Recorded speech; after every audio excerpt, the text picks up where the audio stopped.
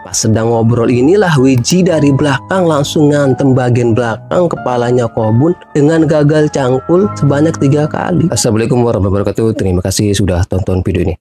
Jadi aku mau ajak kalian bahas soal kisah dan kasus soal apa yang dilakukan orang ini yang berakhir menyedihkan penuh penyesalan. Dan gila banget sih menurut aku yang semuanya berakhir dari gelapnya mata dan hatinya demi harta dan hubungan gelapnya. Dan semoga dari kasus ini nanti bisa jadi pembelajaran untuk kita semua, untuk kita bisa belajar dari pengalaman-pengalaman mereka di kasus ini. Dan semoga kasus ini juga bisa nambah informasi dan wawasan kita semua. Oh ya, untuk kalian yang mau baca langsung, sumber di artikel ini ada di deskripsi di bawah. Oke, langsung aja kita bahas yang aku bisa.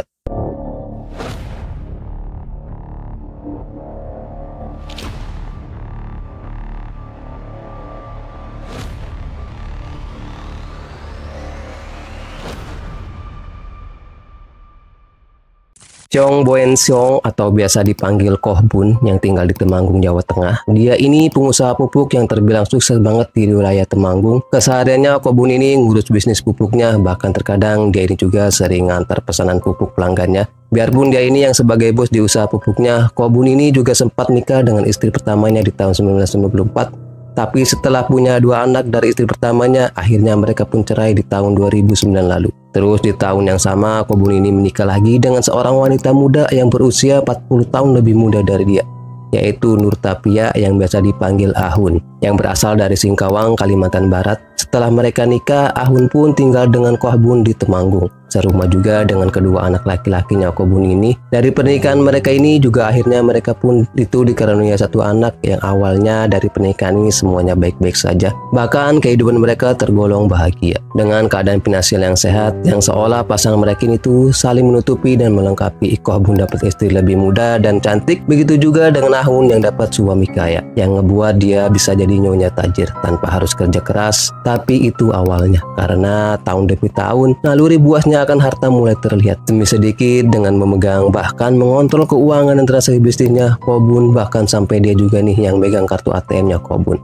Tujuannya bukan untuk hemat, karena justru semenjak dia ini yang ngontrol keuangannya, Koh Bun ini jadi sering banget curhat ke keluarganya kalau pengeluarannya semenjak itu jadi gede banget. Dan saat itu Koh Bun ini juga punya bisnis dan pabrik tembakau yang punya banyak karyawan, tapi langsung dikontrol Ahun ini di sana. Kemudian Ahun ini akhirnya kenal dekat dengan Ayu yang sebagai sekretaris perusahaannya. Mereka dekat itu ya karena sama-sama cewek dan seumuran, jadi satu frekuensi ya. Karena dekat, Ahun ini juga sering main ke rumahnya Ayu, dan disinilah Ahun ini kenal dengan seorang polisi yang bernama Permadi, yang mana Permadi ini juga emang sering banget bertamu di rumahnya Ayu. Jadi mereka pertama kali ketemu di sana di tahun 2015, dan akhirnya mereka pun kenal, yang ternyata diam-diam Ahun ini suka sama Permadi yang emang jauh lebih muda dibandingkan suaminya, ya Koh Bun. Terus di tahun 2016 mereka pun jadi makin dekat, berawal saat Permadi ini menggadai HP-nya ke Ahun untuk minjam uang sebesar 2 juta rupiah. Karena emang udah suka, Ahun pun langsung ngasih pinjaman sebesar 2 juta tuh ke Permadi. Di situ Permadi pun janji katanya akan bayar hutangnya itu. 2 bulan kemudian dari proses hutang inilah mereka pun jadi makin dekat lagi. Yang berawal mereka itu ke nomor HP yang katanya untuk ngomongin masalah hutang. Lama kelamaan mereka pun mulai saling nanyain kabar. Bahkan makin gila lagi nih, mereka itu mulai curhat soal keluarganya masing-masing. Karena di situ Permadi ini sering banget curhat kalau keluarganya yang nggak bahagia. Karena Permadi ini sebenarnya udah punya istri dan anak yang tinggal di Klaten. Sedangkan Permadi ini tinggal sendirian ngekos di Temanggung karena dia memang bertugas di situ di Polsek Keranggan.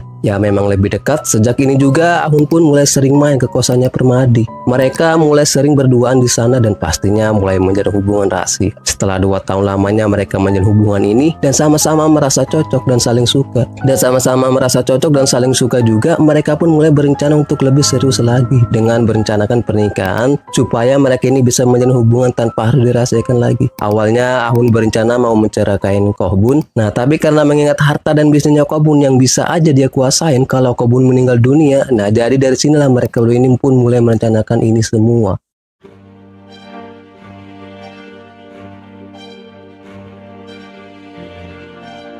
Jadi awalnya mereka berdua mau menggunakan jasa dukun untuk menyantet Koh Bun. Nah, jadi Ahun ini nyuruh Permadi yang gerak sendirian untuk nyari dukunnya dan ngasih uang sebesar 10 juta rupiah ke Permadi untuk biaya jalan dan bayar dukunnya. yang mana uang itu pada diambil dari ATM Kohbun. Jadi Permadi pun mulai gerak nyari dukun, yang akhirnya dia nemuin dukun yang ada di wilayah Temanggung. Nah setelah itu mereka pun nunggu reaksinya, tapi setelah sebulan nggak ada reaksi apapun. Kohbun tetap sehat-sehat saja. Jadi rencana pertama gagal total. Sedangkan mereka udah terlanjur ngebet banget untuk ngebuat Kohbun ini meninggal. Jadi karena ini mereka berdua pun disiapin dana besar dan nyari orang lain yang bisa mengeksekusi Kohbun. Permadi pun di situ langsung gerak, langsung nyari orang yang kiranya bisa bantu. Dan di sini juga Permadi pun langsung ingat kalau dia punya kenalan seorang kuli yang bernama Wiji Indarto yang kayaknya bisa ngebantu dia. Permadi pun langsung nelpon dan nyuruh Wiji ini datang ke kosannya yang katanya ada hal penting yang mau diomongin. Akhirnya Wiji pun datang dan disitulah Permadi ini jelasin semua rencananya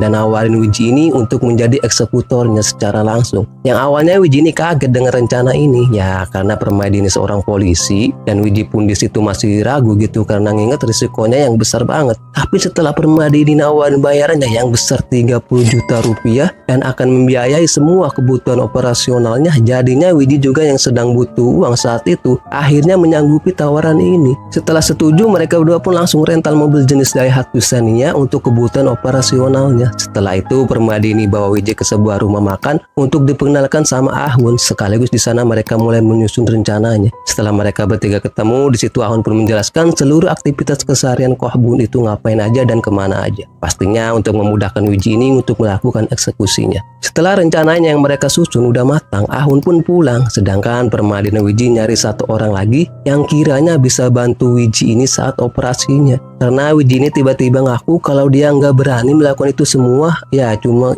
sendirian. Nah, jadi Wiji ini nyaranin untuk ngajak satu teman kulinya lagi yang bernama Rijal Aryadi. Jadi mereka pun langsung mendatangi rumahnya Rijal. Di sana mereka pun langsung menjelaskan soal misi ini dan mengajak Rijal untuk ngebantuin, bahkan sampai nawarin imbalan sebesar 30 juta dibagi dua untuk Wiji dan Rijal kalau memang semuanya berhasil. Setelah menimbang karena ragu, Rijal pun tetap menolak karena ngakunya nggak berani dan risikonya cukup besar. Tapi lusanya ya emang kebetulan banget Rijal ini tuh harus berurusan dengan pengobatan di salah satu rumah sakit di sana karena penyakitnya. Yang intinya sih Rijal ini butuh uang untuk biaya pengobatan. Karena inilah Rijal ini pun terpaksa menghubungi Wiji lagi. Di hari itu Wiji Permadi yang sedang kesulitan nyari satu orang lagi yang bisa ngebantu mereka, dengar kabar ini langsung datang ke rumah sakit untuk menemui Rijal dan langsung nebus biaya pengobatannya itu sebesar 900.000 rupiah. Setelah itu Rijal pun akhirnya sepakat untuk ngebantu mereka. Besoknya itu di hari Selasa, tepatnya di tanggal 5 Maret tahun 2019, Wiji ini mulai menghubungi Kohbun melalui handphone, pura-pura kalau dia itu mau pesan pupuk. Kohbun di situ malah nyuruh mereka untuk datang langsung ke rumahnya untuk mengambil pupuknya. Besoknya di hari Rabu, Wiji dan Rijal datang ke rumahnya Kohbun, pura-pura beli pupuk tuh sebanyak 3 botol. Awalnya mereka cuma beli aja sekaligus meyakinkan Kohbun kalau mereka cuma pelanggannya. Terus lusanya baru Wiji ini menghubungi Kohbun lagi untuk memesan pupuk dalam jumlah yang banyak supaya Kohbun ini tuh mau nganter pesanannya, dan benar saja Kohbun pun setuju untuk mengantar pupuknya tuh ke sebuah alamat yang udah mereka siapkan, yang mana alamatnya itu di rumah temannya Wiji ini yang bernama Agus. Karena saat itu Agus ini kebetulan tinggal sendirian di rumahnya yang dianggap cocok untuk dijadikan tempat eksekusinya. Mereka pun sampai menjanjikan akan ngebayar Agus ini dengan dimodalkan usaha bawang merah. Karena itulah Agus pun setuju rumahnya untuk dipinjamkan untuk dijadikan tempat eksekusi. Yang mana rumahnya ini tuh ada di desa Ngimbrang, Temanggung. Minggu depan di hari Selasa pagi, mereka bertiga yang udah bersiap melakukan aksinya datang ke rumah Agus. Dari pagi mereka udah persiapan belanja, beli beberapa alat di Pasar Kliwon, Temanggung untuk digunakan saat eksekusinya. Setelah semuanya siap, di jam 5:30 petang, Kohbun ngabarin Wiji kalau dia udah berangkat menuju alamat rumahnya Agus ini untuk ngantar pupuk. Beberapa menit kemudian Kohbun sampai di rumahnya Agus yang datang menggunakan mobil pick up yang udah bawa pupuk pesanan Wiji ini. Wiji langsung nyambut Kohbun. Di situ Kohbun masih sempat nurunin pupuknya dari mobil. Setelah itu Wiji, Rijal dan Kohbun itu masih sempat ngobrol di ruang tamu dulu. Sedangkan Permadi dan Agus, si pemilik rumah ini, yaitu itu sembunyi di salah satu kamar rumah Agus ini. Di ruang tamu, Kohbun menjelaskan gimana cara pemakaian pupuknya ke Widi dan Rijal. Ya niatnya baik banget sih supaya mereka itu jangan sampai salah dalam pemakaian pupuknya. Pas sedang ngobrol, Wiji pamit ke belakang. Sedangkan Kohbun itu masih terus menjelaskan soal pemakaian pupuknya ke Rijal. Pas sedang ngobrol inilah Wiji dari belakang langsung ngantem bagian belakang kepalanya Kohbun dengan gagal cangkul sebanyak 3 kali. Kohbun yang emang ya udah tua banget nggak ngerespon, yang emang langsung terjatuh lemas dan nggak sadarkan diri. Gak lama kemudian mereka pun ngecek, ternyata Kohbun udah meninggal dunia. Setelah itu Permadi pun keluar dari kamar. Mereka pun langsung ngegotong dan memasukkan tubuhnya Kohbun ke mobil Xenia yang mereka rental dan membawa tubuhnya Kohbun menggunakan mobil Xenia tersebut pergi dari rumah Agus. Sedangkan Permadi yang cuma sendirian itu mobil pickupnya Kohbun. Di situ mereka pun pisah. Widi dan Rijal ngebawa tubuhnya Kohbun dengan mobil Xenia pergi nyari tempat yang aman untuk ngebuang tubuhnya Kohbun. Sedangkan Permadi yang sendiri itu langsung ke terminal untuk nungguin mereka selesai ngebuang tubuhnya Kohbun. Sedangkan Widi dan Rijal itu muter-muter di wilayah perkebunan kopi yang ada di wilayah Candiroto untuk nyari tempat yang aman, yang akhirnya setelah beberapa jam muter-muter akhirnya mereka pun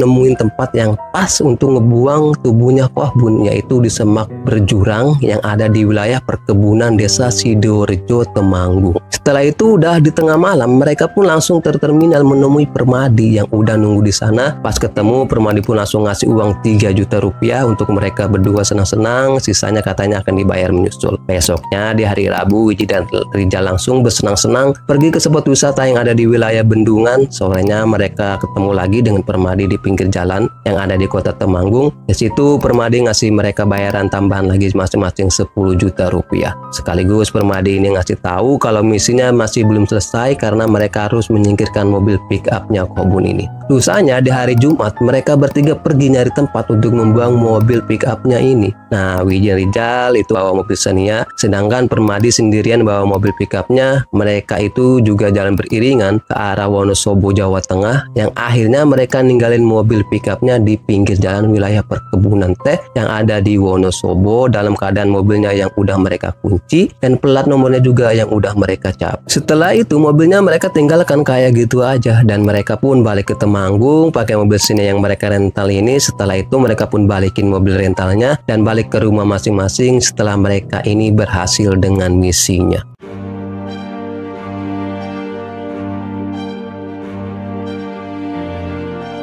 Sedangkan di sisi lain, di hari di mana Kohbun ini pergi nganter pupuk, yang biasanya Kohbun ini nggak pernah pergi lama, setelah itu biasanya langsung balik. Tapi di hari itu sampai tengah malam Kohbun masih belum pulang juga, yang ngebuat anak-anaknya Kohbun ini pada kebingungan. Apalagi pas ditelepon juga tumben-tumbenan juga Kohbun ini nggak angkat telepon. Sampai salah satu anaknya Kohbun yang bernama Hendri malam itu juga sampai datang ke rumah pamannya yang bernama Chen Chen untuk minta tolong malam itu juga. Mereka pun langsung nyari Kohbun dengan menelusuri desa Ngimbang karena sebelum pergi Kohbun ternyata sempat pamit karenanya yang katanya mau antar pupuk pesanan pelanggannya di desa Ngimbang, yaitu di desa rumahnya Agus tadi. Malam itu mereka pun menelusuri seluruh desa Ngimbang, tapi tetap aja mereka sama sekali nggak nemuin adanya tanda-tanda Kohbun. Bahkan nggak nemuin adanya mobil Kohbun yang terparkir di sana. Karena udah kebingungan, mereka pun coba telepon lagi karena nomor bahkan WA-nya saat itu masih aktif. Karena telepon yang nggak angkat, mereka pun sampai coba chat melalui WA tapi nggak dibalas juga. Biarpun pesannya sebenarnya masuk karena centang 2. Pas mereka udah pulang sampai rumah itu udah subuh, tiba-tiba pesan WA mereka dibalas Kohbun. Yang mana di situ Kohbun bilang kalau dia itu sedang sibuk, sedang ada yang dibicarain panjang lebar. Dari sinilah Henry justru makin curiga lagi karena cara pengetikan dan bahasa chatnya dia yakin banget kalau itu bukan Kohbun. Jadi dia pun balas nanya, ini bukan papa kan, jangan main-main. Nah setelah itu pesan WA-nya pun itu nggak dibalas lagi, yang ngebuat mereka pun itu makin curiga lagi pastinya dan makin panik lagi karena khawatir dengan kondisinya Kohbun. Paginya mereka langsung lapor ke polisi, tapi sayangnya masih belum bisa diproses karena hilangnya Kohbun ini masih belum 24 jam. Karena ini anak-anaknya Kohbun bahkan sampai keluarga besarnya mulai panik dan semuanya pada sibuk kesana kemari untuk nyari Kohbun. Tapi satu-satunya orang di rumah itu yang kelihatan tenang ya Ahun ini. Tapi awalnya itu nggak ada yang gubris digubris karena semuanya lagi pada sibuk nyari Kohbun. Tapi yang ngebuat anaknya Kohbun mulai curiga itu di saat pihak bank ngasih informasi ke keluarganya Kohbun, ternyata adanya transaksi alias penarikan tunai via ATM menggunakan rekeningnya Kohbun sebesar 100 juta di hari itu. Apalagi saat itu semuanya tahu kalau kartu ATM-nya Kohbun itu dipegang Ahun. Dari sinilah mereka pun mulai mencurigai Ahun. Karena ini satu keluarga besarnya Kohbun sampai dudukin dan menginterogasi Ahun. Kenapa dia ini mencairkan uang sebesar itu? Di saat mereka semua sedang sibuk dan panik karena Kohbun menghilang, Ahun ngejawab yang ngakunya uang itu dia transfer ke keluarganya yang ada di Singkawang, Kalimantan. Nah, dengar jawaban Ahun ini, mereka semua pun langsung tahu kalau Ahun bohong. Karena transaksi 1 juta di rekeningnya Kohbun berdasarkan laporan pihak bank itu bukan transfer, tapi penarikan tunai via ATM. Terus setelah mereka membuktikan dari buku transaksinya yang itu bukan transfer, bahkan mereka menunjukkan laporan banknya, Ahun pun langsung terdiam dan nggak bisa jawab apapun. Setelah itu anaknya Kohbun yang kesal langsung narik HP-nya Ahun dan mereka pun kaget nemuin foto Mr. Ahun ini dengan lelaki lain yang berseragam polisi, yang akhirnya Ahun pun mengakui kalau itu selingkuhannya dan uang 100 juta rupiah itu terpaksa dia kasih untuk selingkuhannya yang suka meras dan mengancam dia. Alasannya kayak gitu. Tapi apapun itu keluarganya Kohbun udah yakin banget terus selingkuhannya mereka itu pasti ada hubungannya dengan hilangnya Kohbun. Setelah itu mereka pun langsung lapor ke polisi karena memang sudah lebih dari 24 jam hilangnya Kohbun. Keluarganya juga nyerahin Ahun ini ke polisi dan menjelaskan semua kejanggalan Ahun ini yang memang diyakini hilangnya Kohbun ini ada hubungannya dengan semua kejanggalannya. Saat itu juga polisi pun langsung melakukan penyelidikan, mulai melakukan pencarian. Di saat yang bersama juga Ahun pun langsung diperiksa dan diinterogasi karena kebohongan nggak akan bertahan lama. Ahun pun akhirnya nyerah dan mengakui semuanya kalau dia dan selingkuhannya yang merupakan seorang polisi yang bertugas di Polsek Ranggan emang merencanakan ini semua untuk menghabisi Kohbun. Karena ini polisi yang menangani hilangnya Kohbun langsung menjemput Permadi yang saat itu sedang bertugas di Polsek Ranggan. Permadi pun udah nggak berkutik, langsung diangkut untuk diperiksa dan diinterogasi, yang akhirnya karena nggak ada pilihan lain, karena Ahun juga udah terlanjur mengakui semuanya, akhirnya dia juga mengakui udah mengotakin ini semua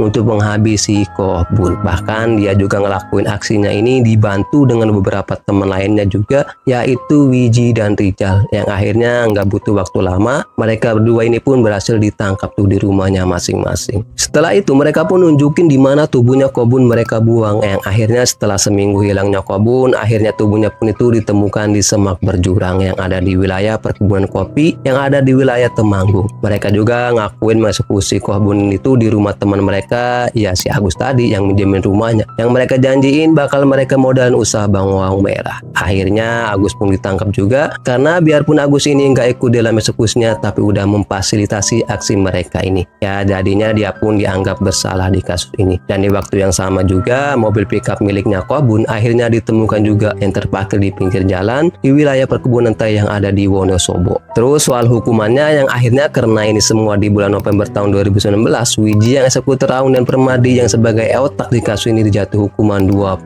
tahun penjara. Sedangkan Rijal yang membantu eksekusinya dijatuhi 18 tahun penjara. Sedangkan Agus yang memfasilitasi aksi bejat mereka dijatuhi 7 tahun penjara. Tapi keluarga besarnya Kohbun yang saat itu sedang berduka kaget dan gak terima dengan hukuman Permadi. Dan Ahun yang sebagai otak di kasus bejat ini cuma dijatuhi hukuman 20 tahun penjara. Tapi kalau menurut aku ya juga sih hukuman mereka terlalu ringan, karena kalau berkaca dari kasus-kasus yang lain yang mirip dengan kasus kayak gini jatuhi hukuman matoy atau seumur hidup. Tapi di kasus ini kok bisa gitu ya, mereka ini cuma dijatuhin hukuman 20 tahun penjara. Gimana menurut kalian soal hukumannya, dan gimana juga menurut kalian soal kasus ini? Ya kayak gimana pun argumen kalian, komen aja di bawah, karena aku penasaran banget sih dengan semua argumen-argumen kalian. Jadi inilah kisah dan kasus soal apa yang sudah mereka lakukan yang menurut aku ini gila banget sih. Jadi semoga dari kasus mereka ini dan juga dari semua kasus yang udah kita bahas di sini, semoga ada pembelajaran yang bisa kita petik. Tapi yang jelas kita doakan saja semoga mereka yang harus kehilangan nyawa dalam peristiwa ini diampuni dosanya dan juga mendapatkan tempat terbaik di sisi Tuhan Yang Maha Esa. Dan untuk keluarga yang ditinggalkan juga semoga mendapatkan limpahan ketabahan yang sebesar-besarnya. Amin amin ya robbal alamin. Oke, jadi sekian dulu videonya. Terima kasih banyak yang sudah menonton. Kalau kalian suka video ini, klik like-nya, jangan lupa komen di bawah dan jangan lupa nyalain notifikasinya. Kalau kalian pengen tahu video-video baru dari saya, jangan lupa untuk klik tombol subscribe supaya kalian sama-sama tahu informasi menarik dan menegangkan dari channel aku. See you next video. Bye.